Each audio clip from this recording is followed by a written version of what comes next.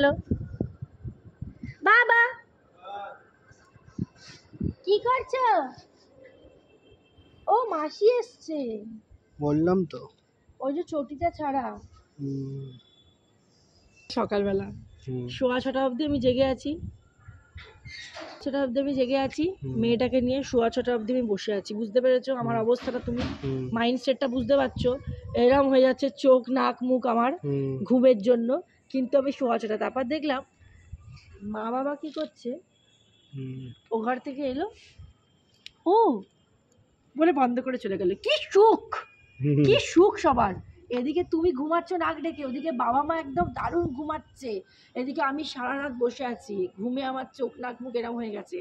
হ্যাঁ, এবার আমি কি করেছি, আমি আচ্ছা বাবা মা উঠে পড়েছে, দাঁড়াও, ওকে নিয়েছি, নিয়ে ও ঘরে গিয়ে, তখন মাসিও কাজ করতেছিল, ও ঘরে গিয়ে আমি মাকে বলছি কোলে নিয়ে বসে থাকো, ঘুম পাড়াও, ও ঘরে আমার কাছে দিয়ে আসবে না, আমি এবার ঘুমোবো বলে একদম ও ঘরে গিয়ে আমার কাছে দিয়ে আসবে না। না না না না, ঠিক আছে ঠিক আছে ঠিক আছে ঠিক আছে ঠিক আছে, বাবা আর মা মিলে ওকে চুপ করাতে আরম্ভ করলো। ঠিক আছে, এইবার 6:15টার সময় আমি এসে এসি টেসি চালিয়ে ঘরটা অন্ধকার করে তোমার পাশে এসে আমি ঘুমিয়ে পড়েছি।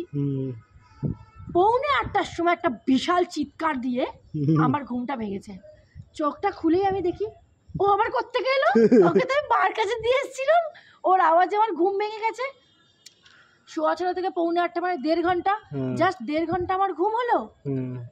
আবার রেগে গেছি আমি, সঙ্গে সঙ্গে উঠে গেছি। কে বলেছে তোমাদেরকে ও ঘরে রেখে আসতে?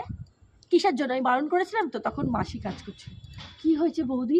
না অ্যাকচুয়ালি সারা রাত জেগে আছে তো, ওই জন্য এরকম করছে।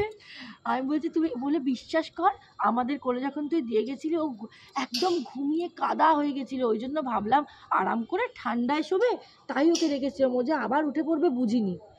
হয়ে গেছে তো শান্তি, আমি অনলি 1.5 ঘন্টা ঘুমিয়েছি, আমার ঘুম নেই, আর আমার ঘুম হবেও না, ছেড়ে দাও, আর তোমাদেরকে করতে হবে না, এবার আমি নেব। সেই থেকে আমি জেগে আছি।